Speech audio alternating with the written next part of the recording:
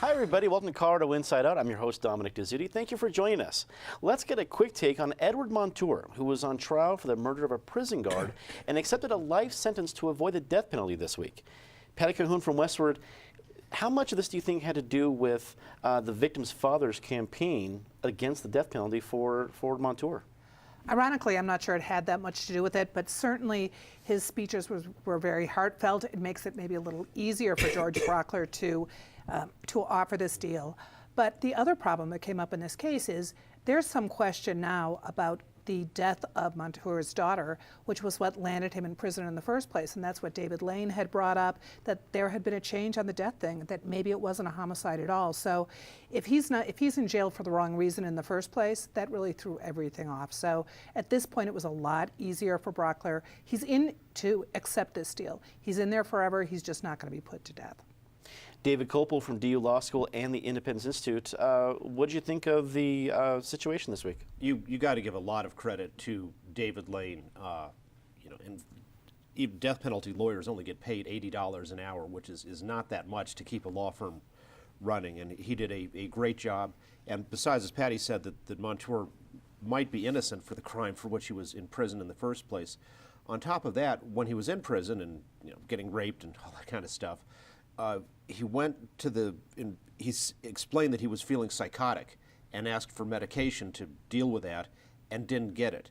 And so it was while he was psychotic when he murdered the prison guard.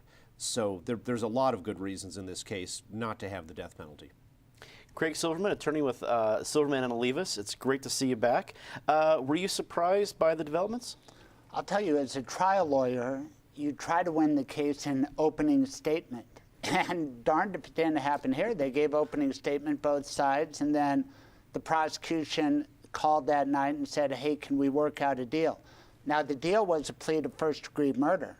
It's not often that people plead guilty to that without a death penalty hanging over their head. So there might have been some utility, but wow, the expense and whatnot. And that picture in the Denver Post with that giant ladle, you talk about a murder weapon that's unusual. I know Judge Cachette out in Douglas County had toiled for many months. They picked a jury. It was a very difficult situation with the father of the victim exercising his free speech rights, put a lot of pressure on George Brockler and that whole team. This murder happened in 2002, and let's not lose sight of the fact that Montour committed a cold-blooded, terrible, premeditated murder. Natasha Gardner, senior editor of 5280. Wrap it up for us. You know, one of the interesting things I found was that Brockler, after this all happened, said, I had to get as much justice out of this situation as I could, which I thought was very interesting because you can argue all kinds of sides of the death penalty, but one of the most effective is victims, families, and friends, and what they have to say. In this case, we had a father who said very blatantly, I do not want this. Do not put this man to death. And in fact, if you do, it will be distressing to me. And for Brockler to come out and say that after all that conversation has already happened, I think it's a really kind of controversial moment for a DA to say that to victims' families. We'll see if there's any sort of problems with that down the line. It certainly was interesting. Well, on Monday, former Representative Bob Beauprez announced that he will join the already crowded Republican gubernatorial primary. In some of the straw polls that were reported from caucus events this week, Beauprez placed second to Scott Gessler, despite only being in the race for 24 hours. Patty, what effect does Bob Beauprez jumping into the race, how does it affect the primary? Well, it definitely affects this table because we've got something new and fun to talk about. Here, when we were sitting here last week, we were just getting over Cory Gardner, and Cory Gardner, who was, quickly appointed the front runner, inspired Ken Buck to leave the race, Amy Stevens to leave the race. In contrast, the long-rumored Bob Beauprez candidacy suddenly comes to being. He must have thought he would be greeted the same way Cory Gardner was, and instead, except for that straw poll, it's been a pretty resounding yawn. No one has dropped out. And in fact, if you look at it, Tom Tancredo actually did better when he ran for governor as an independent than Beauprez did as a Republican back in 2006. So he doesn't look like a fresh face. He doesn't look like a winner. He doesn't seem to be drawing a lot of attention from the Republicans. And he's got to petition his way onto the ballot. He doesn't have much time. That straw poll means nothing because he's not going through the caucuses and the assemblies the way some of those other candidates are. So I think it's going to make it a crowded race really interesting, but it's certainly not his right now. David, I have to agree with Patty that after the clearing out of the race that Cory Gardner did just a week before, when Beauprez made the big splash, after the water came back into the thing, everyone was still sitting there staring at him. They're going, okay, great, welcome to the party. He didn't scare anybody off. Did you expect him to scare anyone off, or do you think he did? You know, given the terrible race he ran for governor in 2006, I think the fear factor for the other candidates would not be there. And that's the biggest thing he's got to deal with. If this was the Bob Beauprez of 2005, he would have scared everybody off, because that would be a successful businessman, won a very close race in a swing district for Congress, then got reelected pretty well and appeared highly politically competent.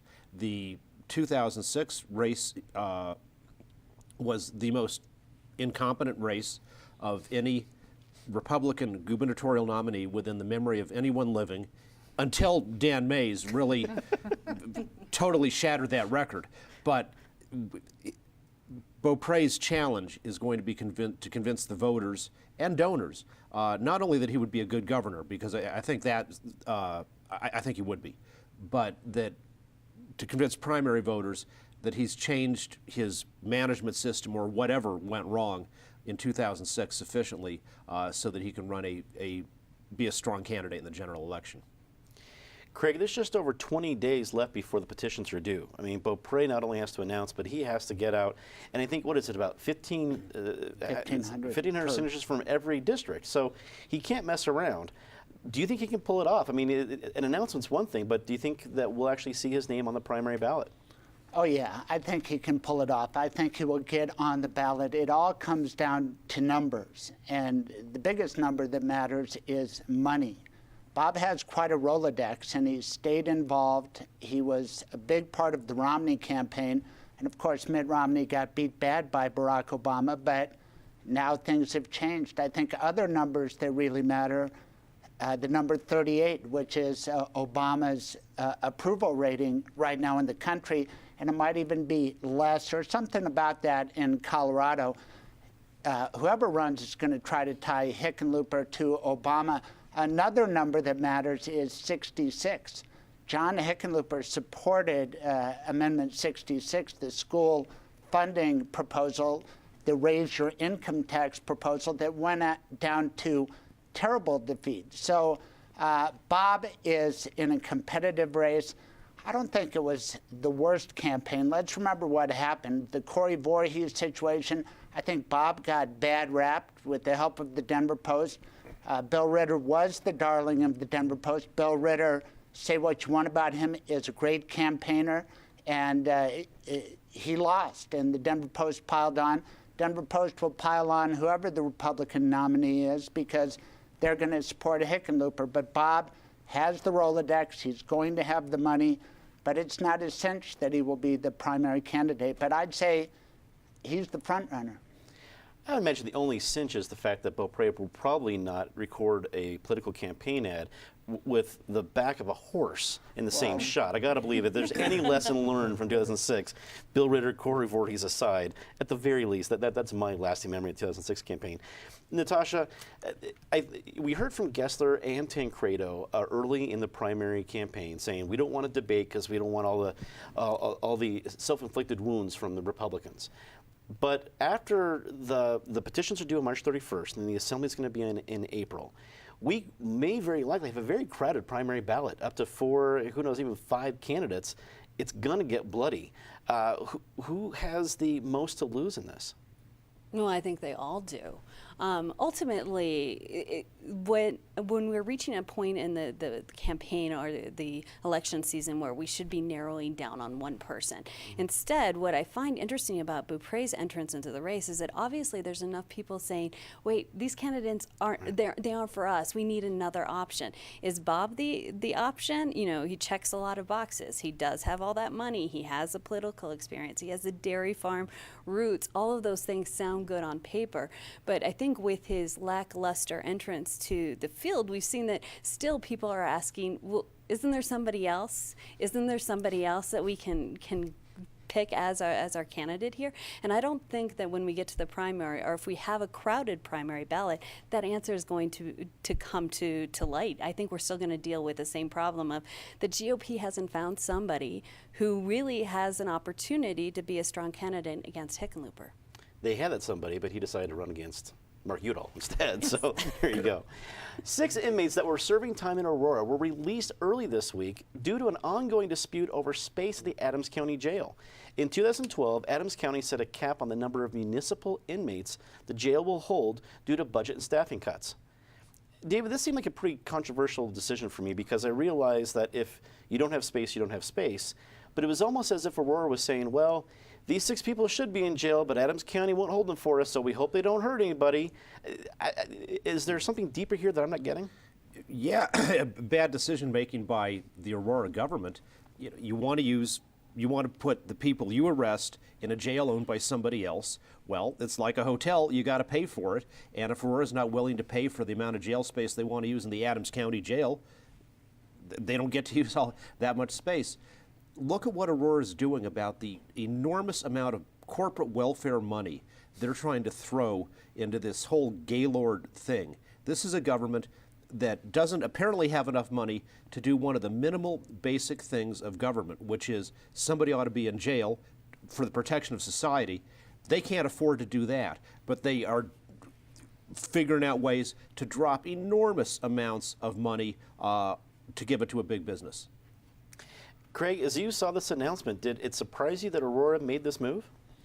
Not really, because when you look at Aurora, it is huge, geographically, population-wise, and when it comes to crime, Aurora has a lot of it, and it puts a tremendous strain on the 2 counties that have Aurora, and maybe they're part of yet another county as well. In Arapahoe County, the 18th Judicial District, which has Douglas County, Lincoln, and Elbert, the vast majority of felony filings come from Aurora, even though only part of Aurora is in Arapahoe County. Then you go to Adams County, where they have a lot of the jail population, but Aurora doesn't want to pay the money to create their own jail. Now, in fairness, there's talk about creating a city and county of Aurora, and maybe that's eventually where it has to go, because these other jurisdictions are getting tired of financing the problems that are part of Aurora growing so big. Natasha, I don't know about you, but if I lived in Aurora and somebody said, well, we put out 6 criminals that really should be in jail, but we weren't sure if we had enough money to keep them in jail, I'd go around my block and get a collection and make sure we had enough money to keep these guys in jail. I mean, it scared me if I lived in Aurora. What about you? Well, I think that's part of the reason it's gotten the media attention that it has, because that's a way for people to say, okay, budget concerns, not so exciting, but now that it really affects my day-to-day life, now they care and are interested in it. I'm going to get on a soapbox for a second here and say that this You're very welcome here on CIA. Go for it. It's not just an Aurora problem. This is across the state. This is across the country. Until we figure out a way to do something different with our correction systems so that they aren't a catch-all for, instead of dealing with mental health and reform and getting people who are seriously ill the services that they need, till we don't take care of that, until we continue to have overcrowding because of minor drug offenses, and because there are still so many concerns about the disparity of minorities in the correctional system. Those are all things that need to change here. 6 inmates, they're probably not going to move the meter one way or another, both in Aurora, Colorado, or in the country, but it's a good way to start having some bigger conversations about those huge issues. Patty, what do you think? Well, it is interesting because Aurora was looking into the possibility of becoming the city and county of Aurora on its own. probably Adams County and Douglas is part of it, and Arapahoe at this point, they'd be happy to let Aurora go become its own county, even though it wouldn't leave some of those counties with a lot of population. It's just, at this point, Aurora is making a lot of very unusual decisions. I think what they should do is, if they're going to give this money to Gaylord, why not just have them build a little jail at the Gaylord Hotel, right by the water, the beautiful water park they want to build? We have a holding cell at Coors Field. There's no reason they can't have one at their magnificent Aurora Water World. The Water World Detention Center. It has a nice ring to it. It does. People can look at them like seals at the zoo. A creative way to handle the problem, Patty. I like it. As wildfire season approaches, the debate over whether or not Colorado should fund its own air fleet is on hold while lawmakers wait for a review from the Division of Fire Prevention and Control. Reportedly, Governor Hickenlooper does not support the idea and is looking to share a fleet with western states. Craig, we've endured 2 record-breaking wildfire seasons. Not just, oh, it was a bad fire. Record-breaking national news kind of things. Where are you on this? Do you think we should have our own air fleet in Colorado? I think Keith King, the state senator, had a great idea, and he got it out there after the first fire up in Larimer County, got it passed, but it wasn't funded. If it would have been funded, there's a possibility it could have done something about the horrible fires in El Paso County. I think that Colorado is the natural leader of the Rocky Mountain West. King came up with an idea where we could acquire some federal aviation at minimal cost, and we could use it here instead of being dependent on the federal government or California, which is pretty far away. And then we could lease it out when they have fires in Wyoming or Utah or South Dakota. Other places, we could probably get them to pitch in. I'd like to see Colorado take the lead, and it's unfortunate that they passed the bill but didn't fund it last year, and apparently John Hickenlooper was part of the reason it wasn't funded. Natasha, I'm a rookie at this, so this seems like something that would be pretty bipartisan. I mean, no one's in favor of wildfires, and while there's certainly money involved and what's going to be more expensive or the other, taking some actual action for Colorado after these 2 big seasons seems like it would be a little bit easier. What do you make of it? It's politics. Making actual action is something that we don't do very well. I think that one of the problems is timing, particularly because there is a possibility of federal funds. There's a question of funding it with state money. There's a report coming out by the fire chief that some people are waiting on to see where that lands. I think you're absolutely right. I mean, who's going to say, yes, burn down our state? They don't want that. But the question of how we do it is interesting. I am intrigued by the multi-state option, particularly because so many of our decisions are based on borders. This is our state and this is where it is.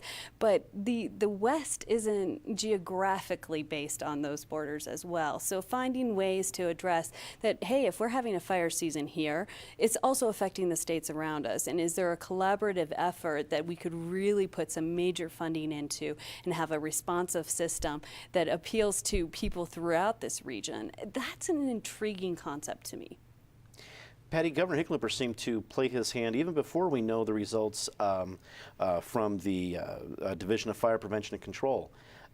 Why do you think he's already on the let's not have our own fleet, let's just go with other western states? Well, for one thing, he's head of the Western Governors Association. So if he wants that plan to go through, the odds are pretty good it will go through. They've spent a lot of time talking about it. And if you can share the costs, it's not easy to run a firefighting outfit. Let's remember that we also have a state-caused forest fire in the lower North Fork. So if they can find a way to share the expense, to share the training, and to have a fleet that works, I think it's probably a more practical, more economical system. And as we're seeing right now, given the situation in California, for example, all the West isn't at the same temperature all the time. California is certainly a place that would need that more than Colorado is going to need it now. So it seems like a practical possibility. And if he's behind a plan, he's behind the plan, he's already pushing. It's not like he's saying, let Colorado burn. David, California has their own fleet. Is it time for Colorado to have its own fleet? Long past time, as experience shows. And this regional thing strikes me as kind of a pointless delay because, as Craig says, you can do like California does, and if you're not having a fire in Colorado, and there's one in Utah, they can go there, and Utah pays for it, and that helps you take care of the cost.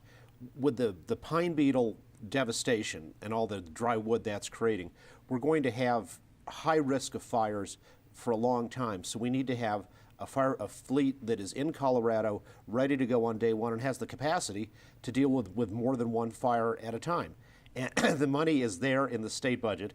The Independence Institute's citizens budget report on our state budget found $1 billion of available spending cuts, most of it in corporate welfare. So again, it's the priority. Public safety is what you spend your money on, and not giving money away to the movie industry or the hundreds of millions of other dollars that are wasted on corporate welfare.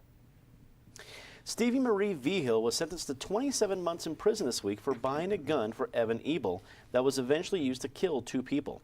U.S. District Court Judge Cristina Arguello said in a statement that it was likely Ebel would have obtained a gun without Vigil, and that no evidence showed Vigil knew of his plans. Natasha, some folks thought this was a pretty light sentence for the involvement of a pretty high-profile crime in Colorado last year. What do you think? Well, if you take all the context away and you just deal with what the crime was, then the judge followed the sentencing guidelines for what would be appropriate for that crime. Unfortunately, that's not how everyone else sees this case. It's about so much more, and particularly right now in Colorado, I don't think we've begun to sort of assess the impact that these 2 murders have on our community. We're still, we just published a story in 5280 this month with Call of Duty about the new Department of Corrections chief. The threats that continue to be a part of his day-to-day job, the difficulties that he has to overcome still remain. So this is the first step in a larger and longer conversation that we're going to have about, both in the legal system, but also in the public sphere, about what happened, what could have prevented it, and what do we do going forward. Patty, the guidelines were followed, but was this a case that called for forgetting about the guidelines? No, I don't think so. I mean, if you look at it, she's a relatively young girl. She did a favor for a troubled friend that she shouldn't have done. It seems to me she's not getting off with a slap on the wrist. I mean, she is going to be in prison. She is not going to have a great life for the next few years. So, if ever again, because she's also got to deal with the fact that she knows the ramifications of what she did, even if those weren't in the sentencing guidelines. So I think it was appropriate for the judge to follow the sentencing guidelines in this case and just look at what she actually did rather than the ramifications afterwards. David, what's your take on the sentence? Judges are supposed to do like what Judge Arguello did, which is you deal with the case in front of you. It's not your responsibility to have the statewide conversation about whatever topic. You're supposed to apply the law to this particular individual who's there, and she did that. 27 months in federal prison. You don't get out very early. You're guaranteed to serve at least 85% of your time, even if you have perfect behavior. And after that, she's going to have a felony conviction that's going to follow her for the rest of her life, and that will significantly constrain what she's able to do. Craig, wrap it up for us. What'd you think? Well, we are having a statewide conversation. David's big part of it about transferring of guns, and you got to be careful who you transfer a gun to. And she didn't. Well, she apparently knew Ebel was a prior felon. But when you transfer a gun, there are repercussions. This prosecution started out in the 18th Judicial District State Court, but then they transferred it to federal court because they had tougher sentencing laws. That's why George Brockler and Mark Hurlburt were still involved. They were allowed to be special U.S. attorneys. They wanted 6 years for Stevie Vigil, but Judge Arguello decided that 21 to 27 months was adequate. But I think it is part of our conversation about background checks and care when you transfer a gun because of the damage a gun can do in the wrong hands. Well, it's time to get to our very favorite part of the show, Disgrace of the Week. Patty, start us off. You know, I'd almost like to say it is the lackluster start of Bob Beauprez campaign. And don't worry, there will be plenty of horses' asses in this campaign, no matter what his commercials look like. But I'm going to give it to the El Paso County Sheriff, who has decided that the ethics and behavior policy of his office doesn't apply to him. David. Well, I will say that Sheriff Terry Makita behaves as an ethical person at all times based on my knowledge of him. But our disgrace has to be one of them, the Denver Nuggets, where they fired the coach of the year. because they didn't get far enough into the playoffs. And now without him, the season is a catastrophe. Only the Lakers are more awful, and they play tonight, so that should be a fun game to watch. Craig. Right after they whipped on Dallas, Ty Lawson is a great player. He's entertaining. But my disgrace, Daryl Issa.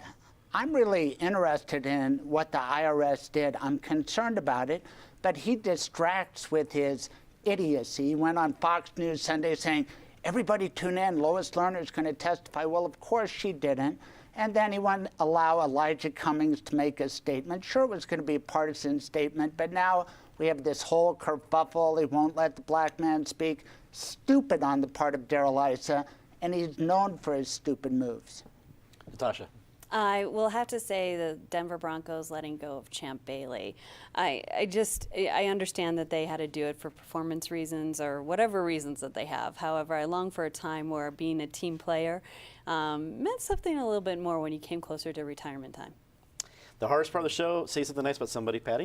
This one's pretty easy. For the first time in 25 years, Denver has a new cultural plan, Imagine 2020. I, of course, have some problems with it, but it's still a really good effort. David. The Colorado Buffaloes basketball team, who even with their star player out for a long time with an injury, is still scrappy and fighting and having a chance to make the tournament. You're here. Now you're talking. Hey, you know, last Friday while you guys were doing the fine show, I was at the funeral of Jim Peters, who served for many terms as Arapahoe County DA. Before that, he was a deputy DA and a chief deputy DA. He put his heart and soul into that prosecution of Nathan Dunlap. I'm sure he wrestled with it as a good Catholic person, but he saw it through. Nathan Dunlap will be an issue in this gubernatorial race. Natasha. I was sitting around with a few people this week, and we were all complaining about road construction. It seems to be that time of the year where everyone comes out. But the fun thing is that means that there's so much building happening in the city. It's so hard to keep up with the real estate news. We're definitely building up and creating a new sense of what Denver is, and that's exciting. That's all the time we have tonight. Thanks for tuning in. We want to give a quick special shout out to our friend Susie Aikman, who is feeling under the weather. Susie, we're all thinking of you and hoping you're getting well soon. For everyone here at Channel 12, I'm Dominic Dezzutti. Thanks for watching. Good night.